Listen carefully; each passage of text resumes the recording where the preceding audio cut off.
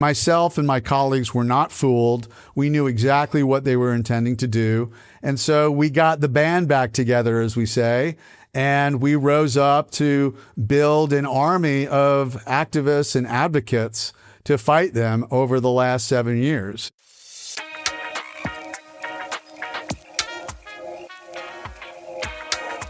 Welcome to another episode of Rewilding the World. With me, I'm Ben Goldsmith, and I'm here with Josh Marks from Atlanta, Georgia.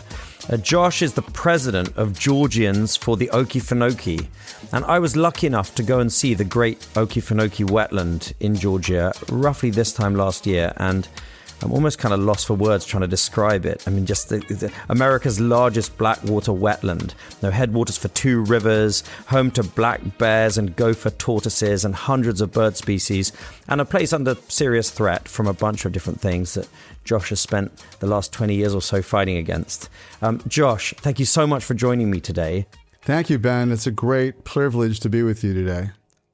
So, Josh, let's just start with the Okefenokee itself. You'll do a better job than I ever could describing the magic of this enormous wilderness. So the Okefenokee is, as you said, the largest blackwater wetland in North America. It is internationally recognized by something called the Ramsar Convention as a wetland of international importance, and it is on the short list for UNESCO to be included in the World Heritage Site list of the top wild places on the planet. And the reason for that, Ben, is because it has a unique combination of what we call the 4 C's: conservation, climate, culture, and commerce. Now, conservation, as you mentioned, is about biodiversity. It is one of the great biodiversity hotspots of the United States and of the world as well, featuring over 1,000 species of plants and animals, many of which are endangered.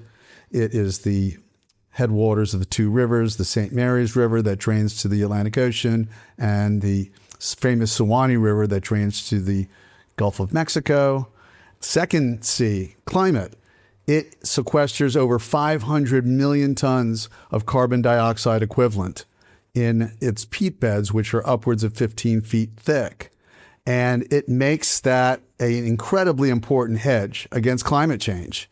Keeping that peat and all of that carbon stored underwater safely away from exposure to the air and to lightning is critically important. And that's why they call it a blackwater wetland, because of the peat that sits beneath the water. But the water, I remember, being surprisingly clear. I didn't want to dangle my hand in it because of the alligators that infest the wetland, but it seems crystal clear to me. It is crystal clear, and it's the peat and it's the tannic acid that is from the decomposition of the organic material that makes up the peat that gives it like black tea type of texture and color, but it is crystal clear and it's pristine. So what will stay with me forever is cruising silently on an electric boat through the wetland, surrounded by these extraordinary, mysterious swamp cypresses with the Spanish moss hanging down. It's a place of tremendous quiet. You've got the kind of birds coming through and kind of amazing kind of aggregations of birds here and there. But it felt to me a place of enormous tranquility and mystery. I mean, you spent a lot of time in the swamp, I presume, Josh. Yes, that is a perfect description, Ben. It's tranquil, it's serene, it's quiet. There's no intrusion from the outside world, from the negative impacts of humans. And really, for the last 90 years, it's been untouched since it was initially protected as a wildlife refuge by President Franklin Roosevelt in 1937. It has pretty much been untouched.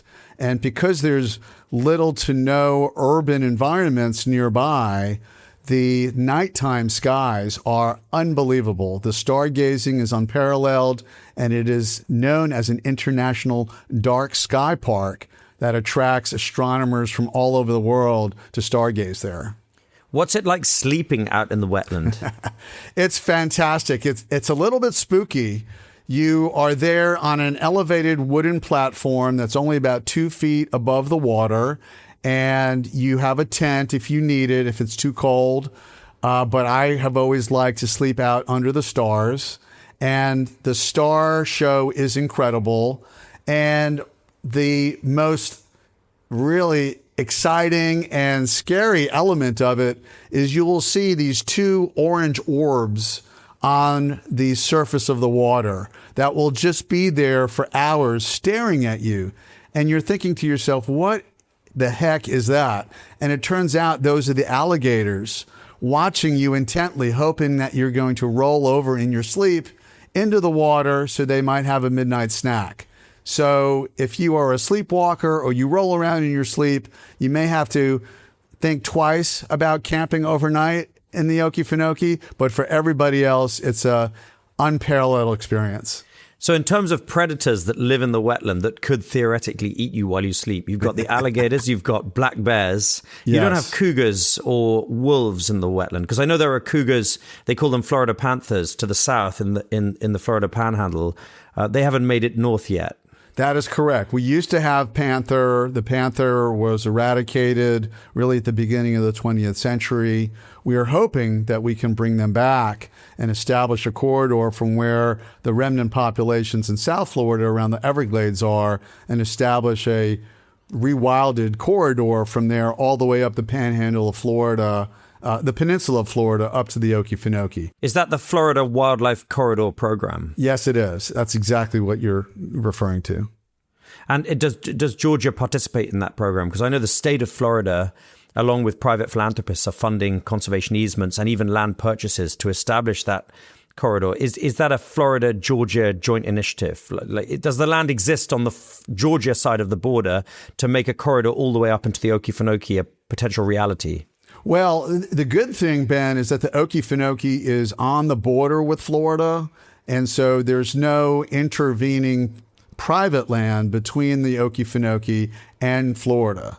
So they would not have to acquire private land to establish the corridor. The problem is politics and political will. Whereas in Florida, there's really strong political support for land conservation and wildlife conservation and restoration. The same type of ethic does not exist in Georgia, unfortunately. And that's one of the big challenges that we have, not just with the Okefenokee project, but with land conservation and wildlife conservation throughout the state. So before we move on to the threats to the Okefenokee, I just want to get a picture of the scale of this landscape, because I went around on this electric boat with a guide for a very long time with my wife and my youngest kid, who was a baby at the time, and we were mesmerized by what we saw. And then we were told we'd seen like a couple of percent. So, I mean, this thing is enormous, right? What is it, 600,000 acres? It's 438,000 acres.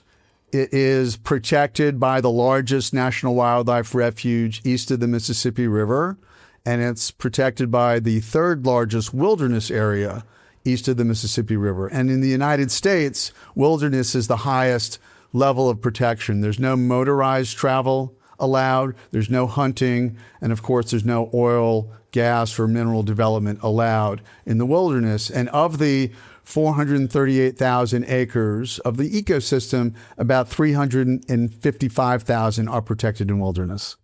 And just to get a sense of the surrounding landscape beyond the wetland, I understand, particularly from Nature Conservancy publications, that the landscape would have been characterized by longleaf pine savannas for miles and miles around in that part of the southeastern United States. In other words, kind of semi-open mosaic woodland dominated by longleaf pine, in which you would have found all these gopher tortoises and all these other savanna species. But that lots of that savanna has been converted to commercial monocultures of loblolly pine for kind of pulp and paper and so on, which of course is a big fire risk and so on. So what can you tell me about the loss of those savannas and restoration of those savannas before we turn our attention back to the wetland? Yeah, that's a great point, Ben. The longleaf pine ecosystem has been devastated over hundreds of years of conversion, development entirely, and then conversion to, as you say, monoculture, which is slash pine, loblolly, which is basically a glorified corn crop. There have been efforts the last 20 years by the conservation community, the land trust community, to try to bring back longleaf, to restore some of these important wildlife habitats for species like the red-cockaded woodpecker, gopher tortoise, indigo snake, which are critically important to the health of the broader ecosystem. And they are also more fire resistant, like you say. the slash pine monocultures. You have trees that are stacked up right next to each other, and they're like kindling. Catastrophic landscape fires are much more prevalent in that type of landscape than a longleaf pine ecosystem where the trees are much further spaced apart and fire does not have the nearly as much of a chance to get up into the crown and be really destructive and devastating. Which is exactly the same here in the Mediterranean region of Europe, where quite fire-resistant savanna dehiscus in Spain, for example, dominated with native oaks, cork oak, and so on, have been replaced with monocultural plantations of radiata pine, or even worse, eucalyptus. And those plantations are like fire bombs. And when you read about large numbers of people being incinerated in their cars on the motorway and other tragedies, it's often because those landscapes were filled with these plantation monocultures. So I think that's a really interesting thing to follow in terms of America's rewilding movement, is the transition away from those plantations back to native savannas with longleaf pine, and Nature Conservancy is doing great work on that. And I'm particularly interested to see that they're using prescribed burns in the way that the First Nations people were doing for millennia earlier than that. I think I remember being told it's the Seminole and Muskogee peoples were in the Okefenokee wetland and the surrounding landscape. And they were quite used to burning off the land in order to maintain the savannas, which is what's happening today with the Nature Conservancy and other conservation groups. Is that right? That's correct. It's the Muskogee Creek Nation that lived in the swamp for hundreds and hundreds of years and who were forcibly removed from the entire state of Georgia in the 1830s. And they were forcibly relocated to the state of Oklahoma in the Midwest of the United States, but they have retained their cultural connection and have been fighting to come back and preserve the ecosystem ever since. And that's why culture is the third C that I mentioned earlier, because the Native American community and the African American community have really strong, important ties to the Okefenokee. The African-American community's ties are because during the times of segregation in the United States, major parts of the state of Georgia were off limits to the African-American community. So the entire coastal plain of Georgia was whites only. So because the Okefenokee was a federally protected land, that was a safe space for the African-American community to get outside, to get fresh air, and to recreate. And that's why they have been part of this fight to protect the swamp from all these threats, including mining. So how would Black Americans and also First Nations Americans, how would they have used the swamp in earlier centuries in terms of deriving a living and surviving in the swamp? So certainly the Native Americans lived in the swamp. They hunted in the swamp. They had very vibrant, robust communities inside the swamp and on the upland area immediately adjacent to the wet area of the swamp, which we call Trail Ridge, which has been the site of the controversy over the last 30 years.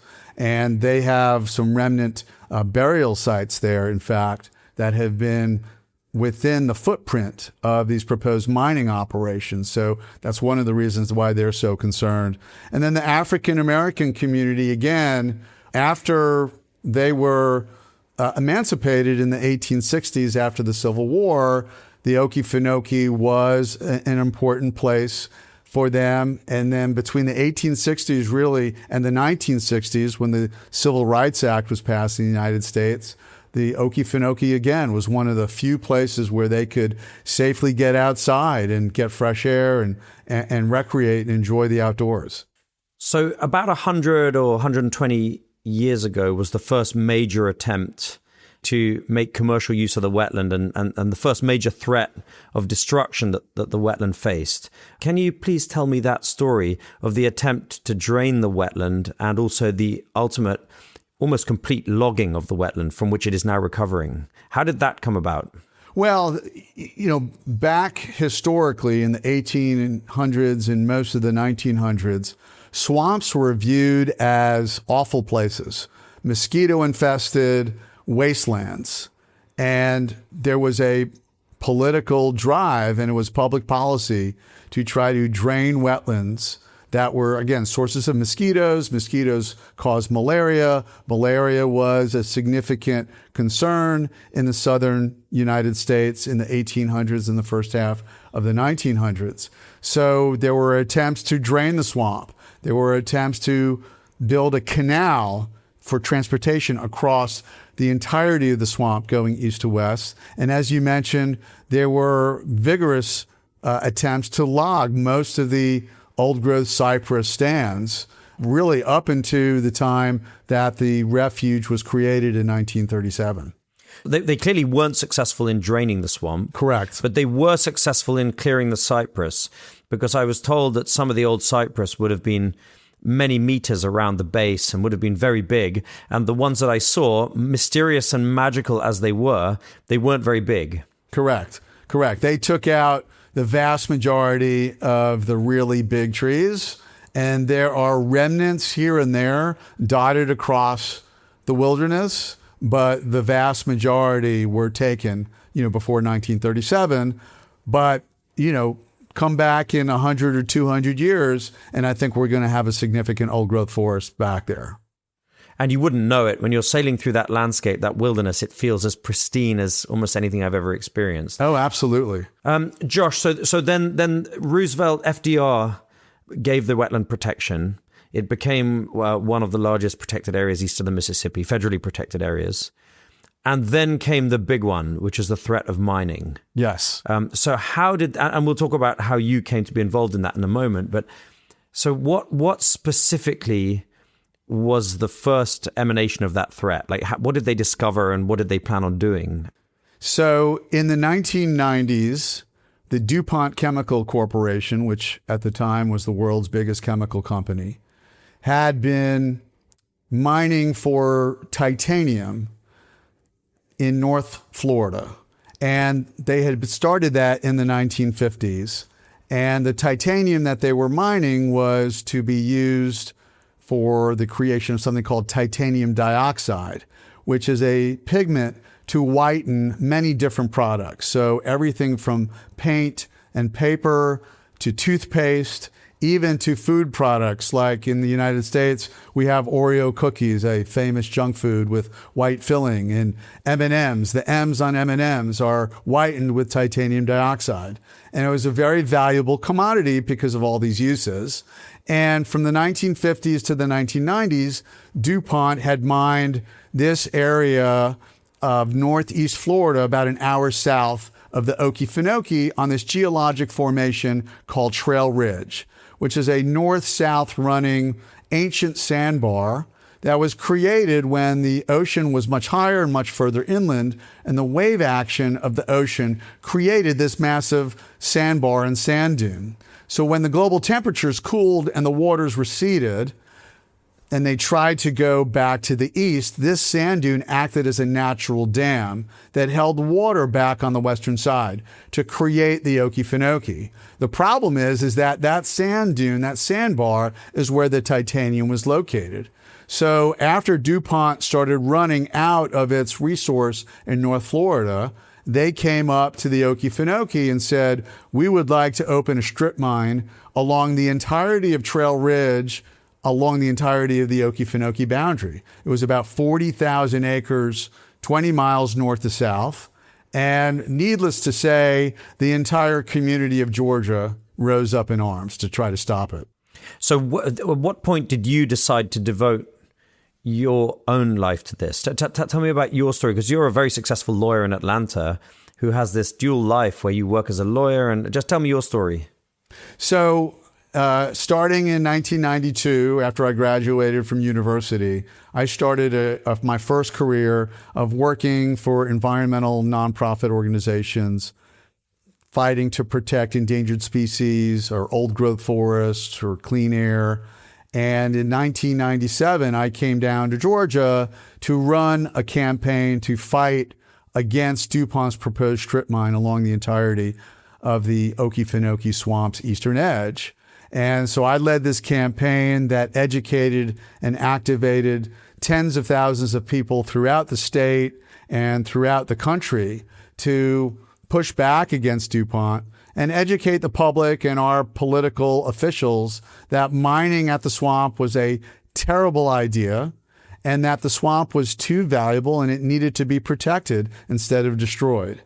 And over the course of 3 years, we did petitioning and we did coalition building and we worked with politicians and the media. And we even went to the shareholder meeting of the DuPont Corporation in Delaware, where we delivered 20,000 petition signatures to the CEO of DuPont and said, please do not do this.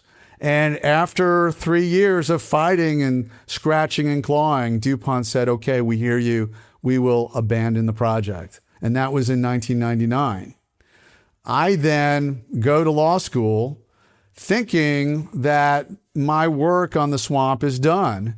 But I come out in 2002 and DuPont had been trying to get the federal government to buy its mineral rights that it had threatened to mine. And to the credit of both President Clinton's administration and President George W. Bush's administration, they said no to DuPont. They said, we're not going to pay you not to do something that you shouldn't do in the first place. So in 2003, I was a baby lawyer.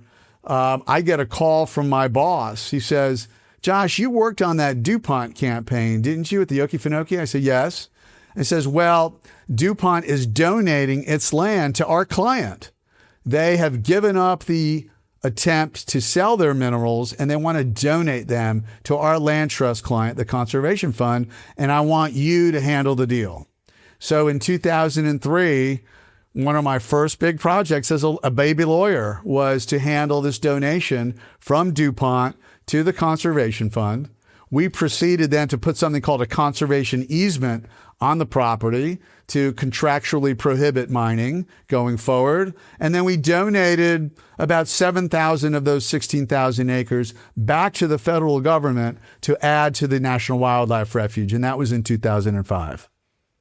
Josh, it's just such an unbelievable story, that campaign.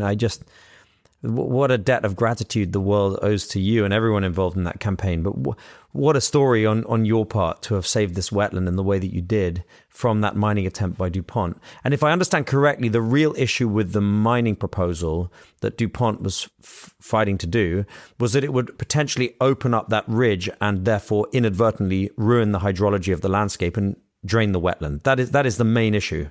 That is correct. It was really two things. It was going to interrupt the surface water recharge into the Okefenokee from precipitation that is captured on Trail Ridge.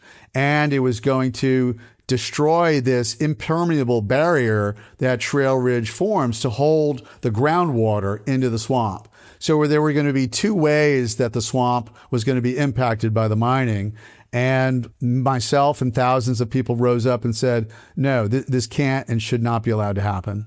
So far, so good, then. A great chunk of that ridge is then protected forever. Some of it goes into the Federal Reserve. Some of it remains in the land trust. It will never be mined. Correct. But then the threat of mining then pops back up at the southern end of the ridge more recently with Twin Pines mining. So what's the story there?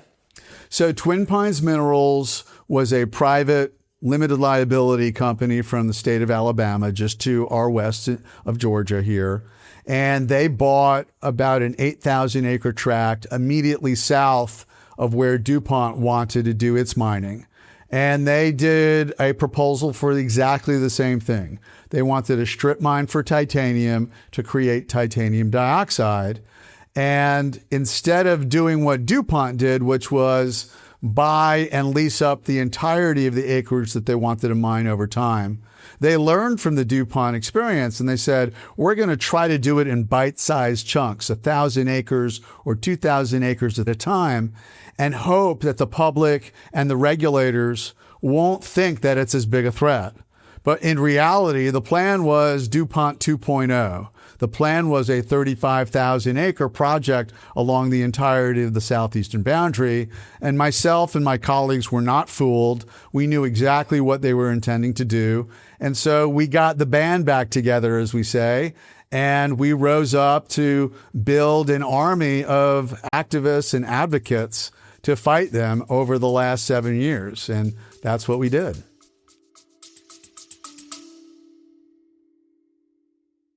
This episode of Rewilding the World is very kindly brought to you by Uni, that's UNI, the world's first nature-friendly line of luxury body care.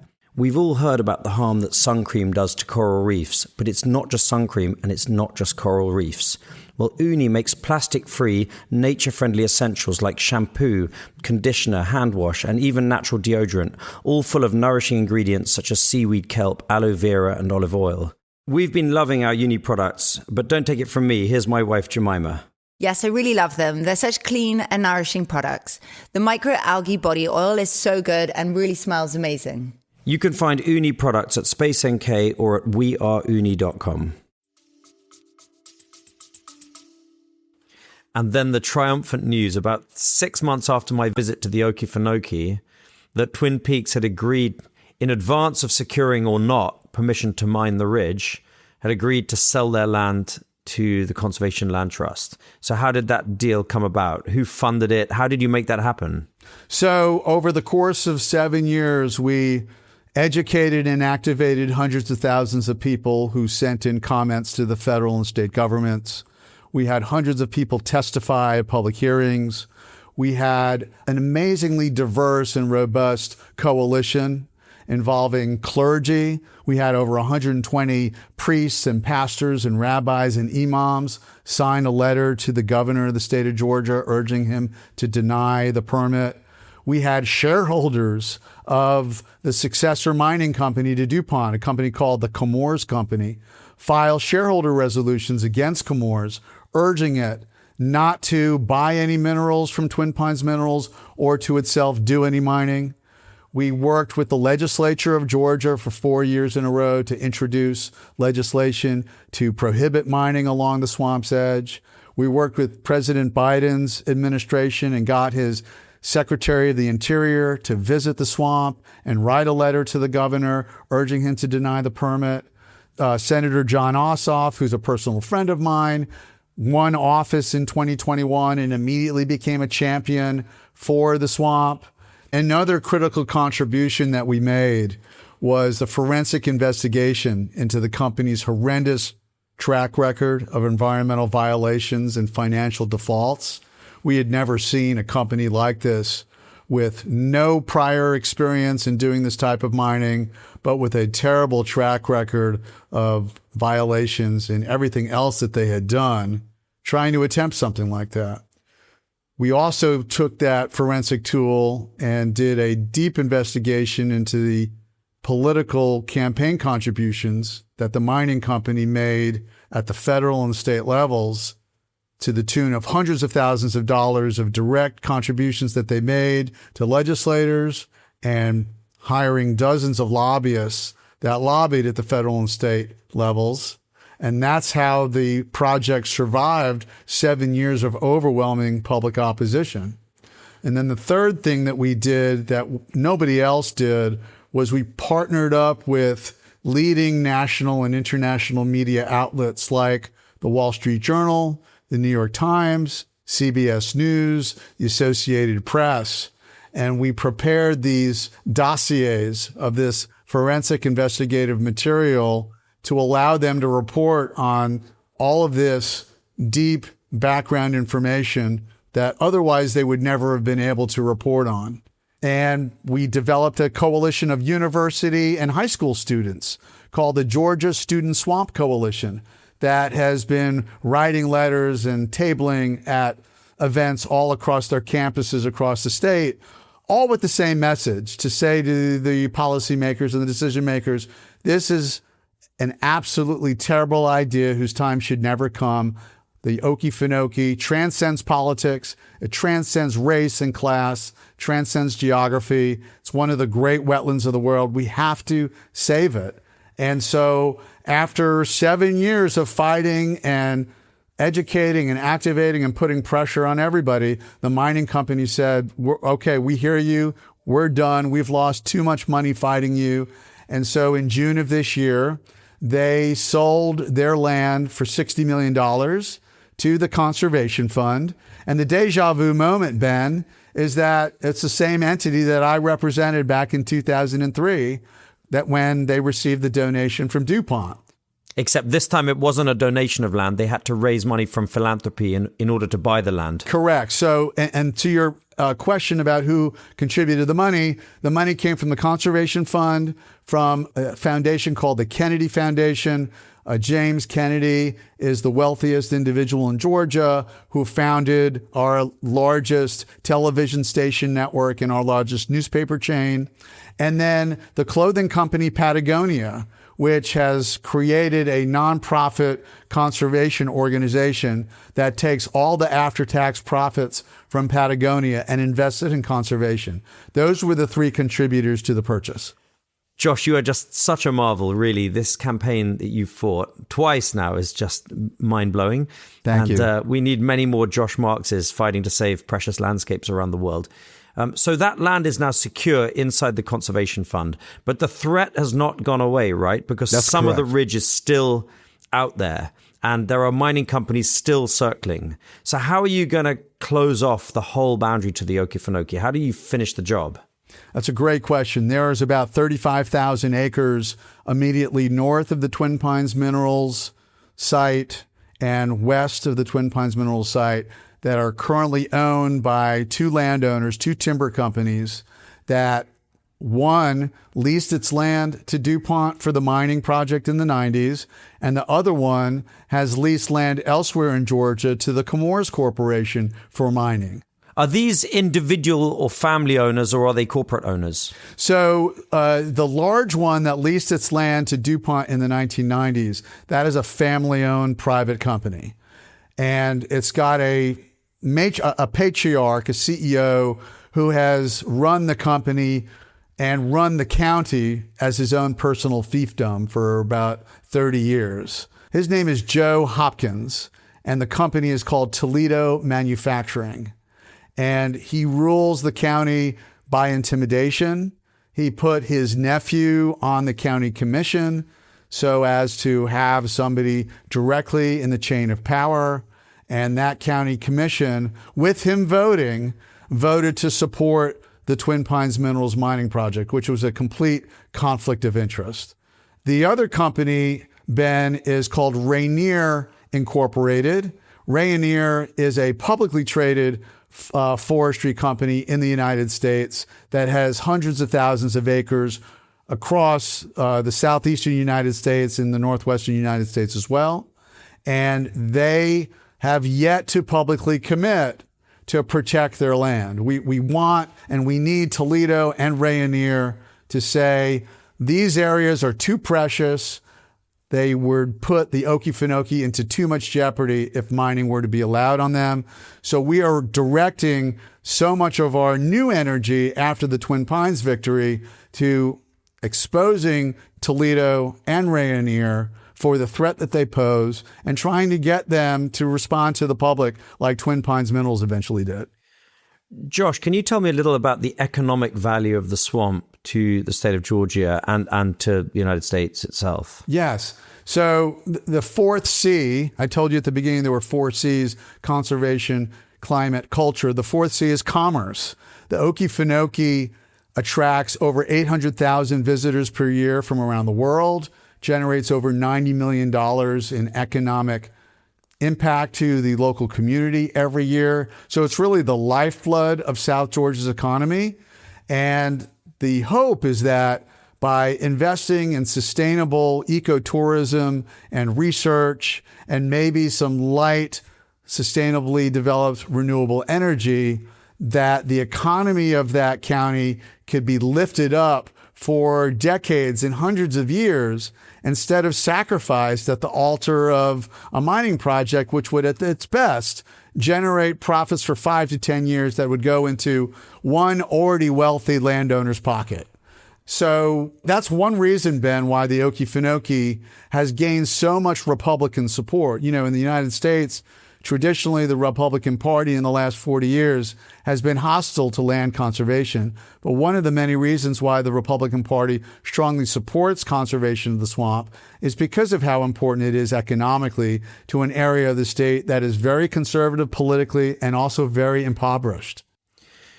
For me, the Okefenokee is one of the strangest, most beautiful landscapes I've ever visited. I remember particularly being struck by what seemed like wet prairie. Like there were areas where you've got the grass growing through the water. Yes. And the boat couldn't go, that we went around it. And then you've got these extraordinary swamp cypresses and the Spanish moss. And I'm so happy that is a protected landscape forever. You know, that wilderness is nearly completely safe. And if ever one person is going to have a huge impact in protecting nature in their patch, it's you. I just can't believe what you've achieved, Josh. Thank God for the work you've done. And thanks so much for taking the time to come and talk to me about the Okefenokee and the ongoing campaign to protect it forever on this podcast. I really urge anyone listening to look up Georgians for the Okefenokee and the work that Josh and his colleagues are doing, and to go there. Savannah, Georgia is amazing. The whole state of Georgia is pretty damn amazing. And go into the wetland and see for yourself. It's a magical place. Thank you, Josh. Thank you so much, Ben. It was wonderful being with you.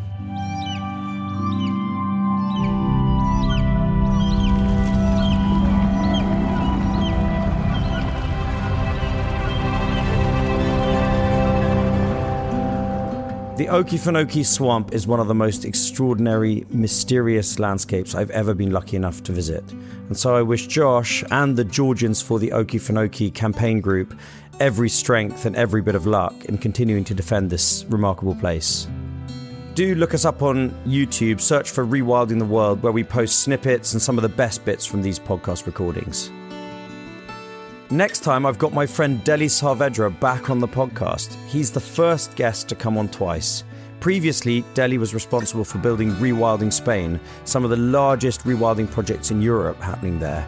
But he left and went to Argentina, where he's now working for Rewilding Argentina, and specifically on a project called the Jaguar Rivers Initiative, which is a truly massive wild corridors program stretching across 4 South American countries. Deli's brilliant. I do hope you'll join us.